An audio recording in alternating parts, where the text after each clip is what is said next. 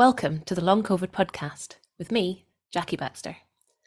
I am really excited to bring you today's episode.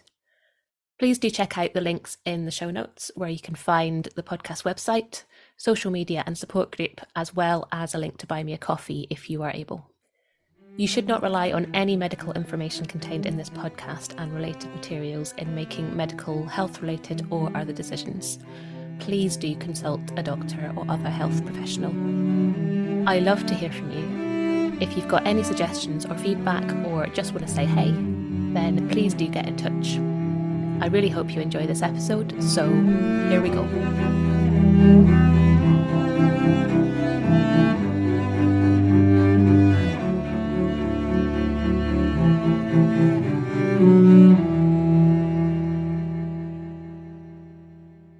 Hello and welcome to this episode of the Long COVID podcast. I am delighted to welcome my guest this morning, Alison Larkman, who is an artist living with ME, and we're going to be talking about all sorts of stuff this morning, but in particular a new project that's kind of just kicked off and in progress at the moment. So a very warm welcome to the podcast. Thank you. It's really nice to be here. I'm so excited to dive into all of this, but would you maybe just say a little bit more about yourself and what you do, I suppose?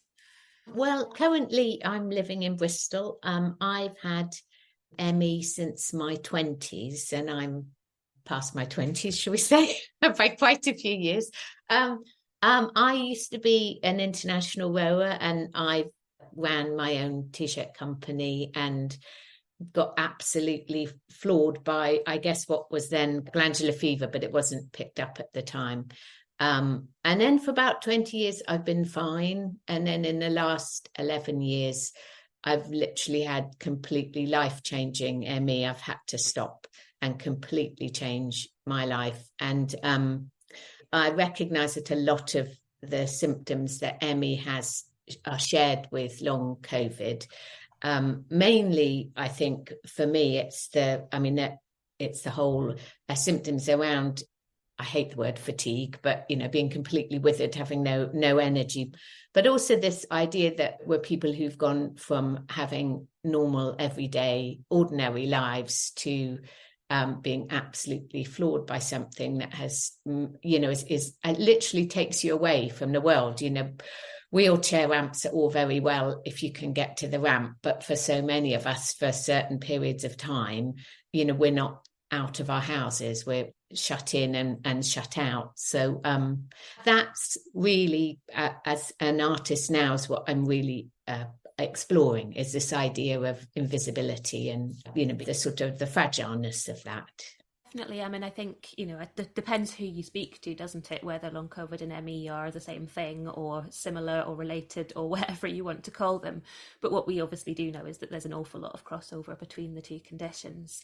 And, I think certainly one of those things is, as you say, this isolation, this kind of thing where practically overnight you can have your identity completely ripped from you, where you are now this person who can't do anything, potentially, certainly can't do the things that you would have considered to be normal before you got sick. And this, yes, isolation and being cut off from your life, from the people that you spent your time with, from your job, from your income. And it's not a pleasant experience. And I think that's why I'm going to leap into my idea, just because I'm so enthusiastic about it. But basically, the project I've created was from a very restricted and dark time of literally thinking of all the places I would go if I could. And weirdly, they were things like shopping centres, and I don't even like shopping that much, but just, the idea that you can wander through a shopping centre, wander through a train station, and you don't realise how amazing it is to just wander through somewhere that you haven't even thought about, and you don't, until it's taken away, you don't realise that that's actually quite amazing to be there. So the project I'm working on at the minute is inviting people with the question of where would you be if you could? And thinking about, all of those places that are so special, and that there's people there that don't realize that you're not there. Our absence makes us invisible. So the idea is next year, this humongous, well, it's much bigger than I intended, a big mirror box will appear at places around the UK. And where it stops will be the places chosen by people with long COVID and ME and any other health condition that takes you away from being able to get to a special place. And I'm asking people to leave audio messages, or I'm almost seeing them as almost like audio pieces of art in a way that people are recording. So it's almost like it's with their phones and just talking about where would you be if you could, what would you do there? Who would you leave a message for? And the project opened in June, and people can go on to the project website and record a message, send it in.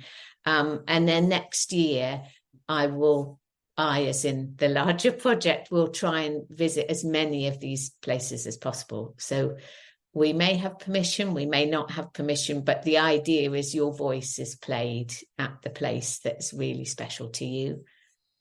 Yeah, and that's such a beautiful idea, isn't it? Because as you say, you often don't realize how amazing even some of the simple things are until suddenly you can't do them. I mean, I think, before coming down with an illness like this, you wouldn't ever consider the fact that you couldn't go to the shopping centre, for example, or the beach, because you are not in a world where you would ever not be able to do that. And I think, coming back to the sort of, you don't notice something that isn't there. So all of these people who are unwell with ME, with long COVID, they're not there. So they are, in that sense, invisible, aren't they?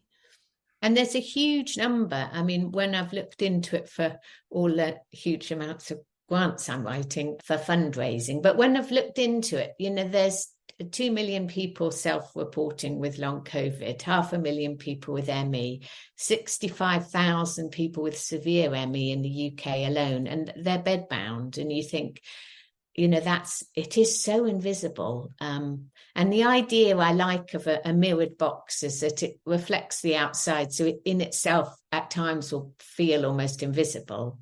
And someone can go and stand inside that box and they'll hear a message, but they can also see out because it's two-way. So for other people looking at them, they will disappear into this, almost disappear. And there'll probably be a shadow or something. But what I like as well is that in someone telling you about place that's special, you're allowing the person who's hearing your message to wonder why you might not be there and to gently connect. So one of the people very early on that have been helping me with ideas that's also got ME, she said, do you think they might send me a postcard? Because I'd love to know they'd been there. And I just thought, well, what an amazing idea that someone could literally write a postcard and say, I was here, I heard your message, hello from me, or, some response to what they said. And so that will be part of the connection of connecting people who are present in a place with people who are absent will be postcards. Obviously, going through the project, we're not going to be sharing addresses, but yeah, I like that idea that someone can also has the opportunity to not just hear an experience, but actually say how much they might have been affected by it, or thoughts, or whatever. Yeah, exactly. And this, again, to somebody who doesn't have long COVID or ME, I think, it's this idea of difficult conversations, isn't it? And a lot of people shy away from difficult conversations because they're difficult and they don't know how to do it. And, as much as that may be an understandable reaction, when you're the person that's like, actually, I would quite like this to be talked about because this is affecting me and this is affecting my life and my ability to do anything. It's almost like it's kind of shoehorning that a little bit, isn't it? And these people are experiencing this and hearing it, and they're not able so much to kind of say, I can't see it, therefore I can kind of pretend it doesn't exist. I don't know. I mean, I suppose it's a way of raising awareness, isn't it? But in a much more creative, a much more natural, maybe, way than someone standing in front of a parliament, which, you know, may be valid in other ways. I think that's what I feel, that something like art's got a real role of showing another way of communicating a message. And it also, it's not a thing of blame. You know, people simply don't know that people are absent because they can't see them, or unless you know of someone with ME or long COVID. And I'm sure you've had this experience. There's only so much people can actually understand because they're seeing it through their own lens. And maybe in a way also it's about the idea that there's a lot of people missing from places, be that, you know, through bereavement or other health conditions, that just gives a pause for someone to think, you know, it's pretty amazing I'm here, and actually here is great, but not to, you know, not to sort of blame them for being there, but just to say, you know, that there is this wider understanding that there are people who just can't get here. So I'm hoping it will raise awareness, because it intends to be disruptive. I mean, we will be, some of the places we will be going are tops of mountains and city centres, and so we will be stopping people in their daily sort of activities to think, why is there a very large mirrored box in the middle of, I don't know, the path or whatever. And I like that idea. It will be a bit guerrilla. You won't know where it's turning up. We're not telling people where the tour is. So if you've left a message, you will know if we've chosen your place, and we'll hopefully be live streaming if people are able, so that not to connect the person with faces, but just to connect them to the place, so they can see what the weather's like, they can hear what's going on, and they can, you know, tell us, oh no, a little bit more to the left or the right, and I'll be you know, moving this box around. But I like that idea that whoever's created the message is completely involved with the experience of it at that place. Yeah, that's brilliant. Because, yeah, I guess that was going to be part of my next question was, you know, getting these messages out to the wider world, for want of a better word, or specifically the place that they wanted it to. And, you know, whoever happens to be at that place going into the box and hearing this message. Yeah, the other side of that, reflecting it back to the person who sent the message. And you mentioned the postcard earlier, and the live stream as well, which I suppose means that even though they aren't there, they can maybe get a taste of it. Yeah, and it's sort of exploring different ways we can be involved and experience art when, you know, we're restricted, because I think that's such a thing that needs to be grown, because it, you know, art can't always be about a gallery, and it's not about being exclusive, and we're all creative, and anything someone presents or creates is just, you know, there's a validity to it. So yeah, it's just exploring that, and in my very enthusiastic mind it looks fantastic. I just have to physically, well, make it happen, which is tricky, because I struggle with my energy. So you know, it's working out how to make it work is a challenge, but I'm just determined. I just want to take voices to these places. That feels really important. And we have had a lot of messages, and I'm you know, inviting anyone who would like to leave a message to do that.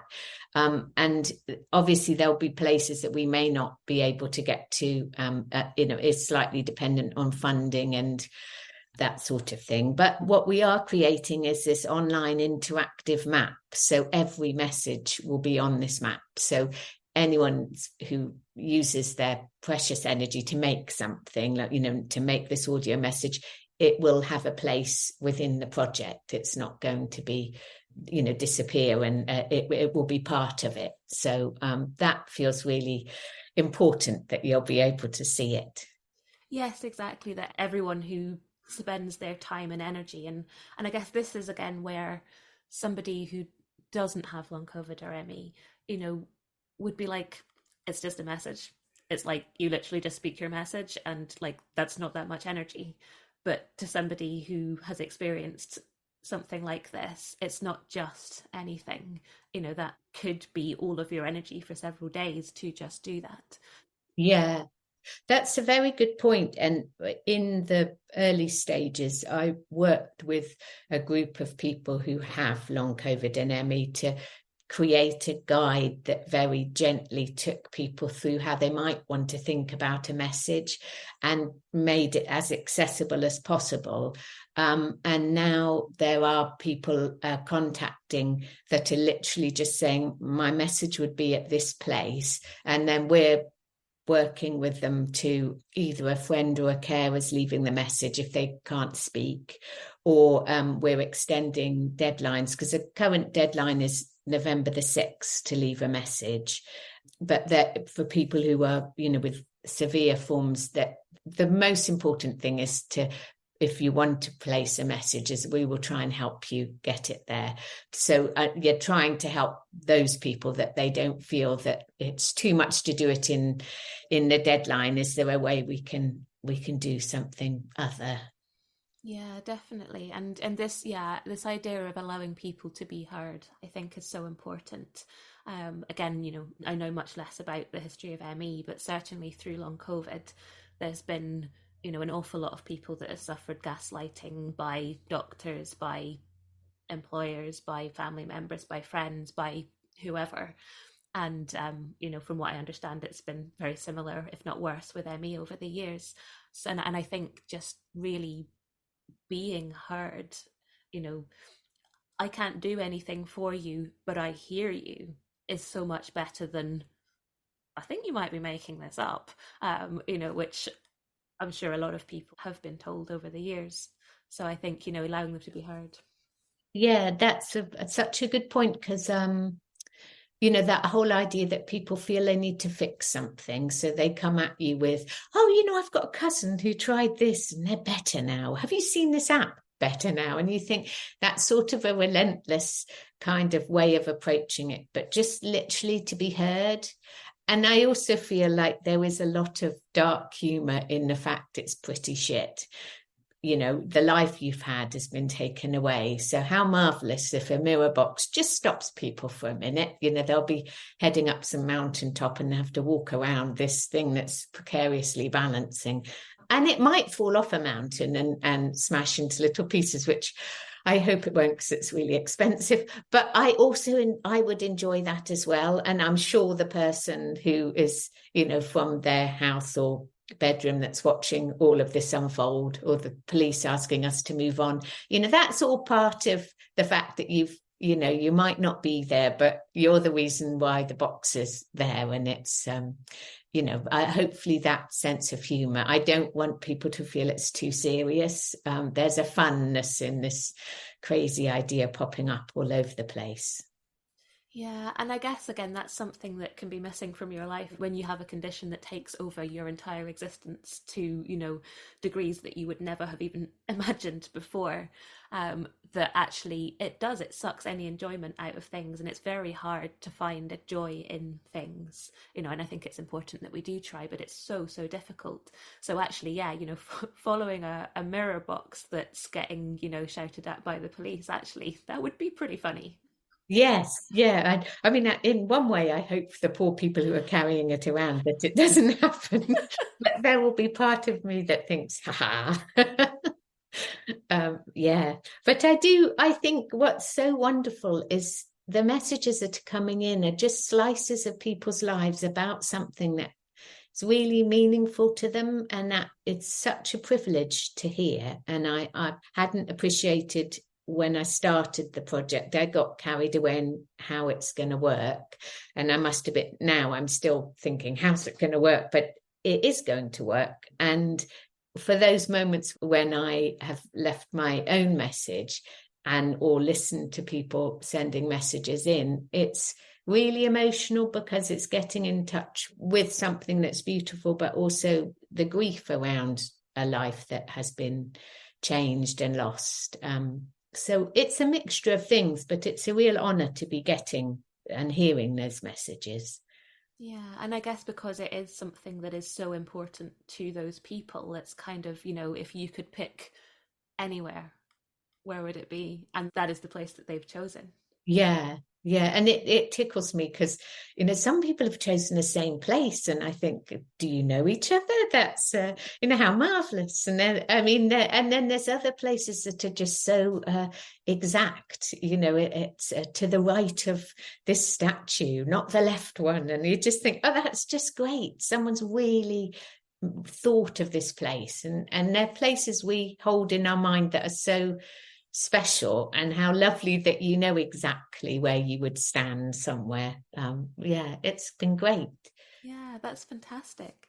So for people participating, I mean, obviously they go to the website, they choose a place. Is it anywhere within the UK?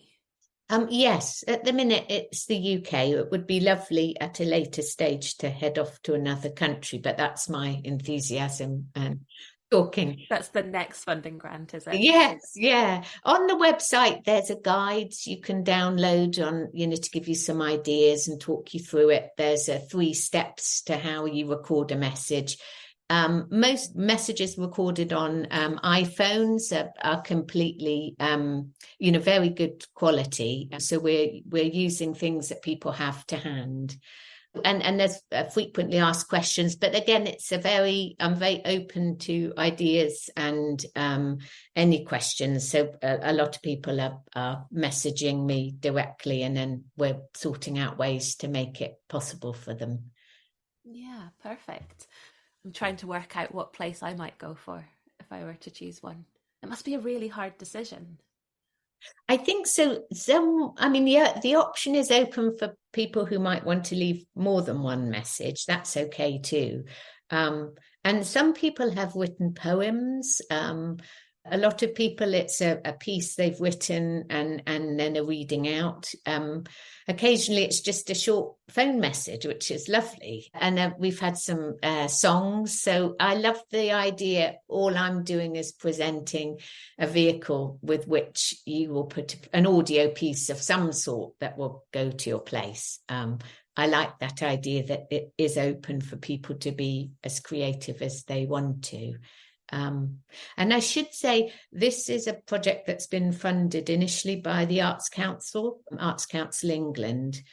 They've been amazing. So it's a valid project. When I'm talking about grants and whatnot, that is the life of artists who have had ambitious projects like myself. So I'm very clear, I'm not fundraising alongside charities.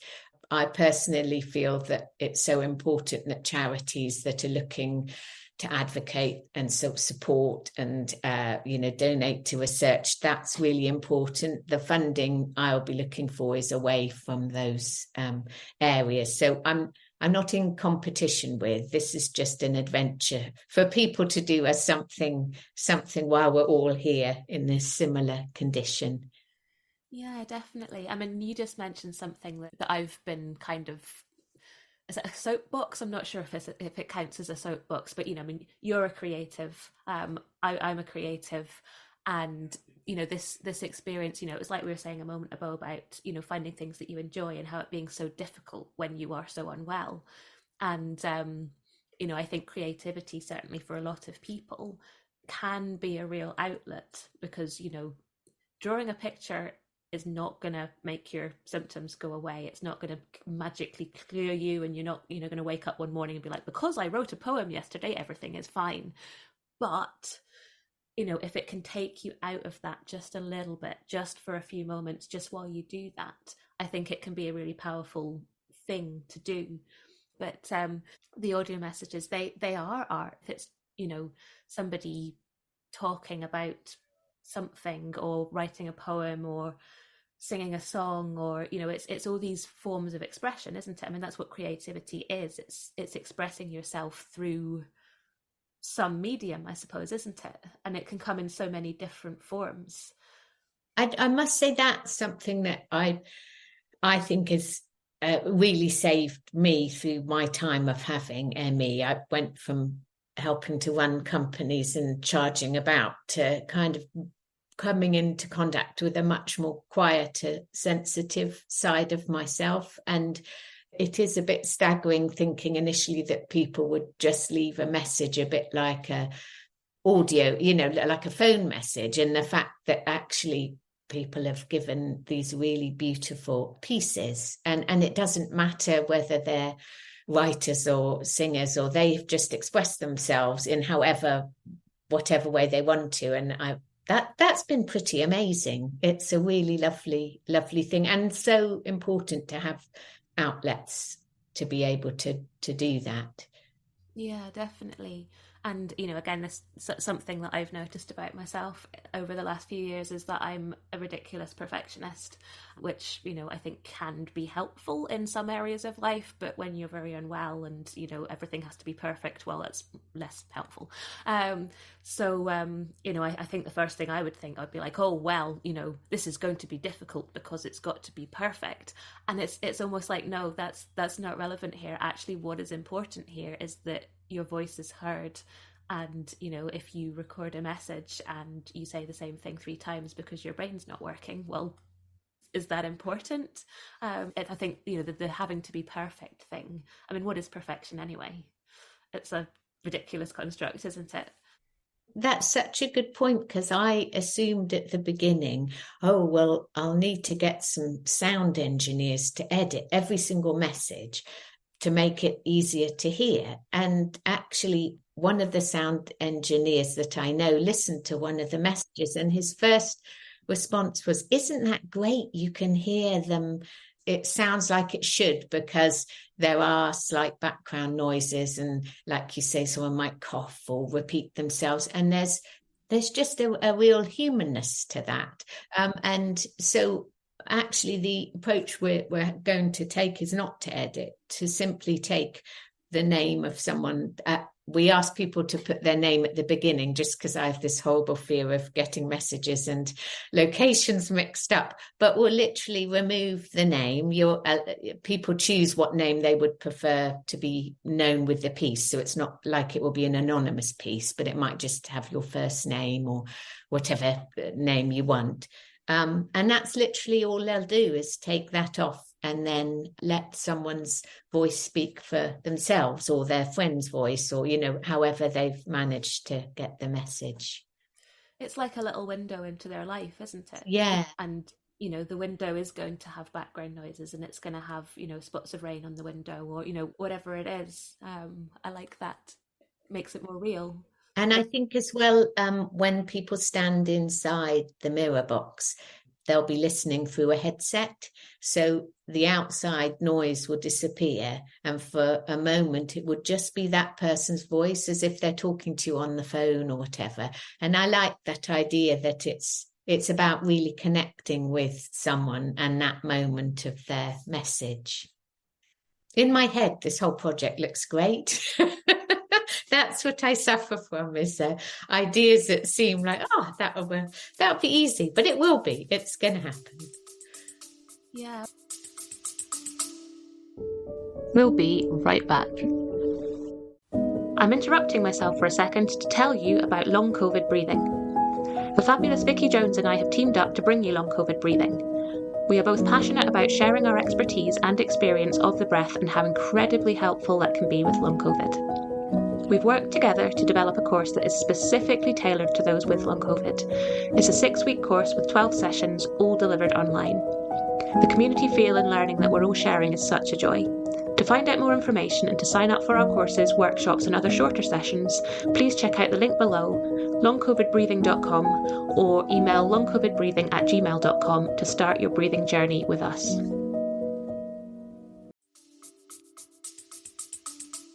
Absolutely. So at the moment, you're collecting the audio recordings.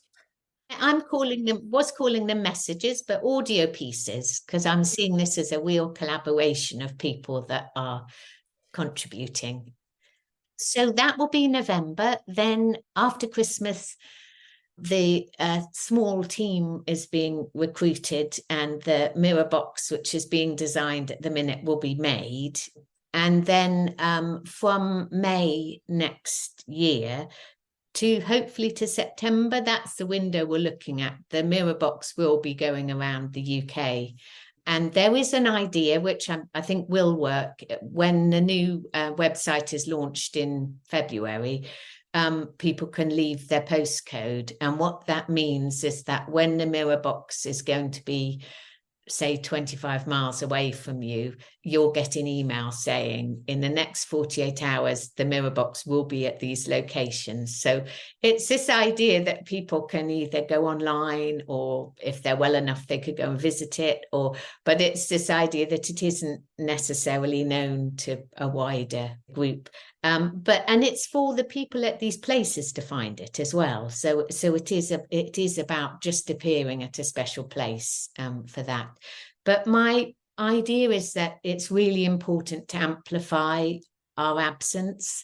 So this stage of the project will be loud. It's been quite gentle so far, but the loudness will come from the fact it will also be appearing at arts venues. It will be probably picked up by the press wondering what this thing is charging around. And there's a few radio programs that are interested in covering it. And to me, it feels really important that it, as the project, has a loud voice. It's not about me. It's about this crazy adventure and allowing this to happen, and everyone's voices. So that will be the plan from May to September. And then ... that stage will end, and I don't know if I'm still around. It will have another life, I'm sure. Yeah, fantastic. And the website, you say, where every message, so the ones that the box may not be able to get to, that website will stay. So even after the box tour, if that's the right word, even once that's over, the website, will still be there with all those messages that people can go and listen to any of them, I suppose. Yeah, a bit like a memorial. And I'm hoping that when the new website launches in February, that will have this interactive map. I'm hoping that people can still leave messages. So although you might not be part of the tour, you can still leave a message and at a place. So it just becomes a map of, huge number of voices just saying, this is special, that was special. And I think that will be amazing. Yeah, and it would really allow it to live on as well, even though the, maybe physical part of the thing is over, certainly for now. Who knows where you might be touring the following year. But it just, I suppose, and that makes it accessible to anybody, no matter where they are as well. I mean, yeah, I think one of the things that partly through chatting with you, partly through my own experiences and from speaking to other people, it's this idea of trying to make things accessible to people in a way that works for them. And I think the lockdowns has taught us a lot about that there are a lot of people that can work from home, for example. Concerts can go online. I loved that I could sit and watch concerts from my sofa. But all of these things, we've proven that they can be done. And I think that's very much something that should continue to be done, that things are accessible for everybody, or as accessible as possible for everybody, no matter who they are and where they are and their situation. And I guess that's what's so lovely about a project like this, is that it's putting it out there so other people can get a window into the lives of these people, but also that these people, as we said, can look out and see these people experiencing it and see other people's places. It's like, oh, where did this other person pick? They've picked the right hand side of that statue rather than the left. And that's so interesting, because I think when you don't know what you don't know because you don't know it, there's so much of that within this project, that just asking that question of how can someone experience something that they can't get to, how can someone who experience something who's there experience something around the person who can't be there. And I think that exploring about how people experience things in a weird way. The initial idea was about a mirror box moving around the UK to these special places. But when you look at, well, where does the piece of art end? Is it the online map? Is it it sort of becomes a little bit fuzzy around the edges? And isn't that great in a way, that it is more than just the thing that people are privileged enough to be in a place to touch? It is also about the experience that other people are having to make it move around, or to see it falling off a mountain. I like the idea that there is multiple audiences enjoying the same thing, but in quite different ways, maybe. Yeah, definitely, because as we know from our condition and from anything in life, I suppose, everyone's experience of things is different. Two people could experience exactly the same event, but it could be completely different for them because everybody is so different. And I guess that's what's so beautiful about things like art, is that it's not this is the thing and this is how you must experience. Actually, this is the thing and you take from it what you like. And your experience of that is so individual, and that is a very lovely thing about it. And I think that's such a good point. It's sort of honouring the fact that you don't have to tell someone how to experience something. You can show them something, and it's up to them what they make of it. I think that's so important. Yeah, definitely. I really hope people feel either curious about the project or, it is an extended invitation to take part should they want to. And, I take it not everyone will be well enough to, but if you can, that's wonderful. If you just want to follow it, that's great too. And yeah, it will be what it will be, but it's just lovely having communities that are coming together, and it is that shared experience of, we have been taken out of our everyday, and I think that's the thing that really unites, especially long COVID and ME, because of that experience. So it's really nice to find commonalities and just join together in having this adventure, so to speak. Yeah, absolutely. Yeah. Well, thank you so much for giving up your precious time and energy to speak to me this morning. It's been amazing to dive into this project, and I'm so excited to see where it goes and all the places that get picked and the box tour. So I will make sure that I drop all of the links into the show notes, so if anybody wants to participate or even just to look a bit more into it, do look at that. And then when your website goes live in February, I will update that in the show notes as well. So if it is the future and it's past February, then that might be there. So thank you so much, and good luck with it all. Thank you. It'd be lovely to come back mid-tour and just let you know what adventures are going on and how it's gone. That would be great. I would love that so much. Thank you so much to all of my guests, and to you for listening. I hope you've enjoyed it, or at least found it useful. The Long COVID podcast is entirely self-produced and self-funded. I'm doing all of this myself. If you're able to, please go to buymeacoffee.com/longcovidpod to help me cover the costs of hosting the podcast. Please look out for the next episode of the Long COVID podcast. It's available on all the usual podcast hosting things. And do get in touch